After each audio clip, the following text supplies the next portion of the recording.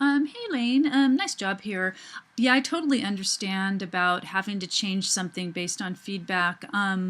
That's how the design industry is. I can't tell you, it was a big awakening for me where I really had to do what the client wanted and not what my own personal taste was. So, it's actually a good lesson. And you know what I would suggest is using some of your earlier drafts as just other portfolio pieces because you're going to need more than one for your portfolio, and it's actually good. It's good to show an example of some of the same subject matter in different with different types of clients. So I would just use save as, or and I'm sure you have the earlier versions, but if not, you can always re-download them from the Dropbox or from the threads. But I really would suggest that because it's it's just nice to have a couple different things. So in terms of this, I would still suggest working with the text a little bit.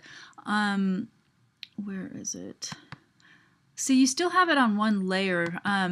If you have it on two layers, each word on a different layer, then you can really move it into the negative space. Because now if I want to do anything with this, it's all one unit. So that's a pretty big issue. I would probably still, change that, and if you can by tomorrow, just because it is kind of a big deal putting the text on different layers. Let me see, where's this one too? Let's see. I would probably move this just up a little bit.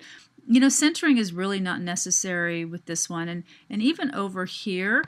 So I would probably, I don't know. Let's see. This one could probably be just slightly smaller. Let's see.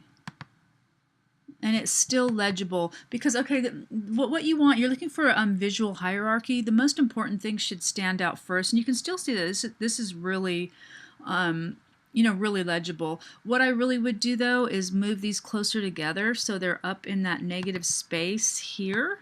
And if it's a little bit smaller, I mean, ideally, if this, you could even work it around this here if you made it a little bit smaller. So you could have Todd's Terrible, then Toys down in here. Then you'd have it all in the negative space right here, and you could still see this really cool saucer thing. Of course, you could clone this down a little bit if you wanted to too. So, the only other suggestion I have would be to use that filter here.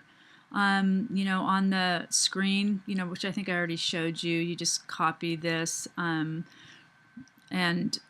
the part of the screen, let's see, where is it? I think I showed you this already. Oh, it's going to be the Game Boy. So yeah, you just copy the screen pretty much. It's really simple.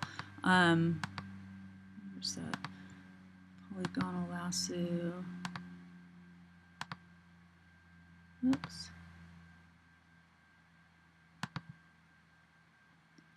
And whatever two colors are up in the here is going to be what's in the filter. So I probably, would change this one a little bit to a gray,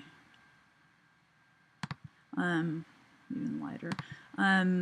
So then, yeah, then you've got that selected. Then I would just copy this and move it onto a different layer. I would release the clipping mask. It's not necessary. And then just go into that filter gallery, and then it looks something like that. Again, I'd probably play with some of those, the color. I think it needs to be a little bit darker.